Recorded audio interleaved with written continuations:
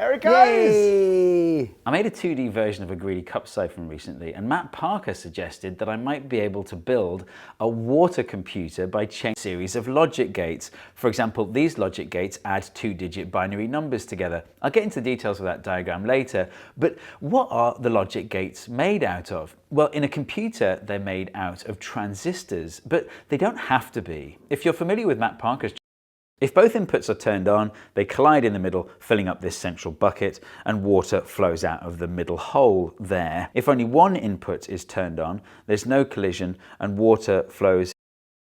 A logic gate where the output only turns on when both inputs are on. If I combine these two outer holes into a single tube like this, then water only flows out of this tube if one or the other of the inputs are turned on, but not both. In a computer, that's called an exclusive water is to OR gate. So this should work as an AND gate or an OR gate, or both at the same time.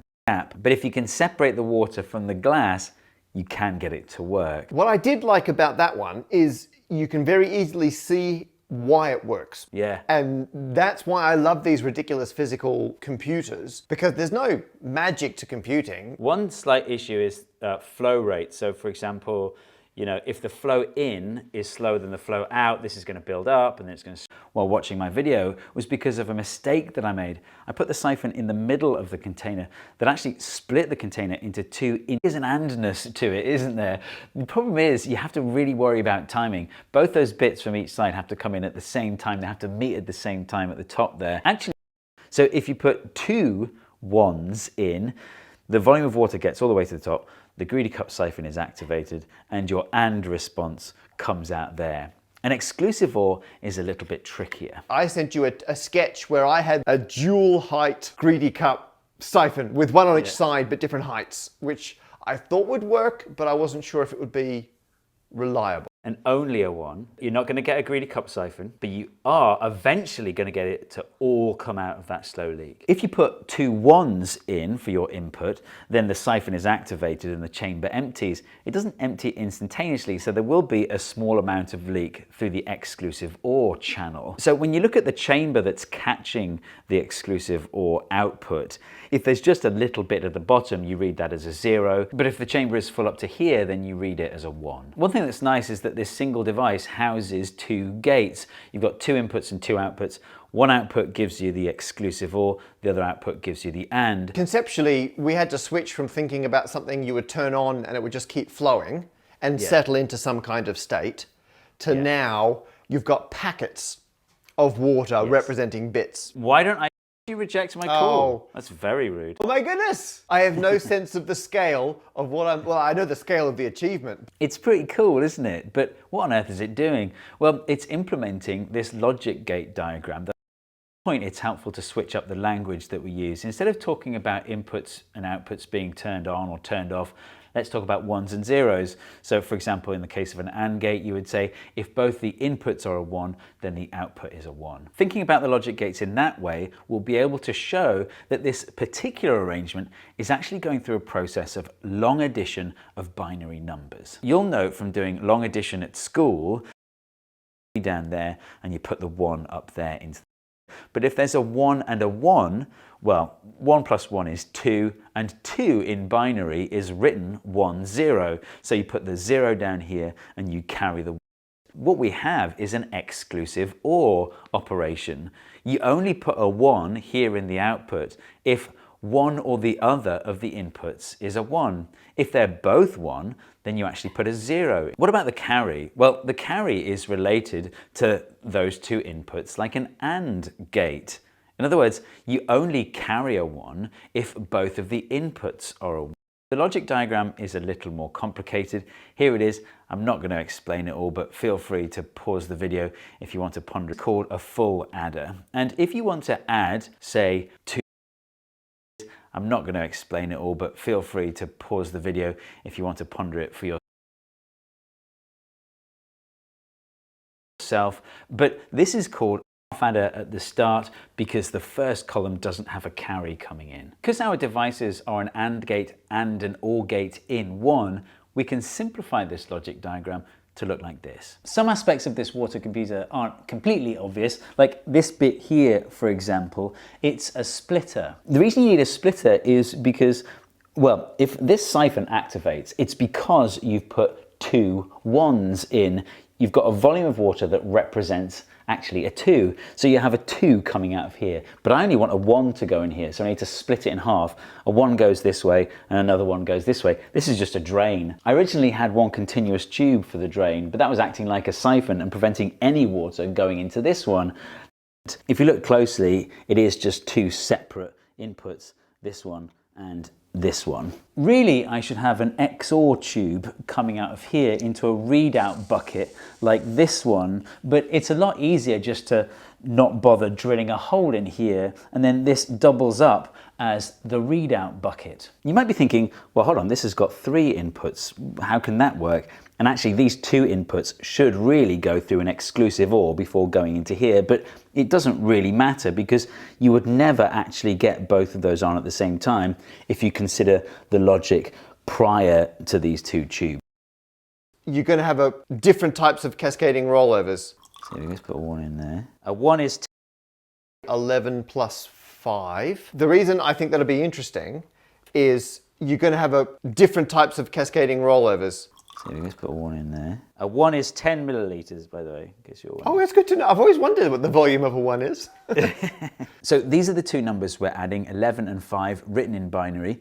You take the 2 digits from the 1s column, put them in these syringes. The 2 digits from the 2s column, put them in these syringes. The 2 digits from the 4s column, put them in these syringes. And the 2 digits from the 8s column, and put them in these syringes.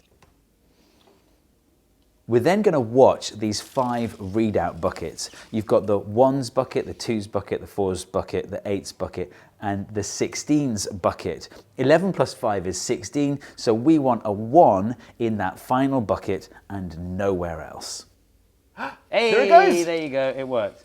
So now, and then that one should roll over. And then the next one, maybe a 1 is 11 millilitres. I also think we've got a bit of an issue here where some of the water's dribbling down the backboard. You've got a memory leak, Steve. I've never been so proud of such an easy joke. Could be a security issue if I'm honest. Yeah, I think someone's using this to mine Bitcoin and it's slowing everything down. What if we generate 2 random numbers and we'll give the computer a good clean out and we'll add the 2 random numbers so we have no way to influence this, and if that works we declare it a raging success. Okay, that's Be a good idea. That's going to be pretty boring because it's all just going to plonk through. Tell you what. Or do you want to? Oh, I just had a closer look, Steve. It was a 5. Huh. Oh, right. Oh, mate, I'm sorry.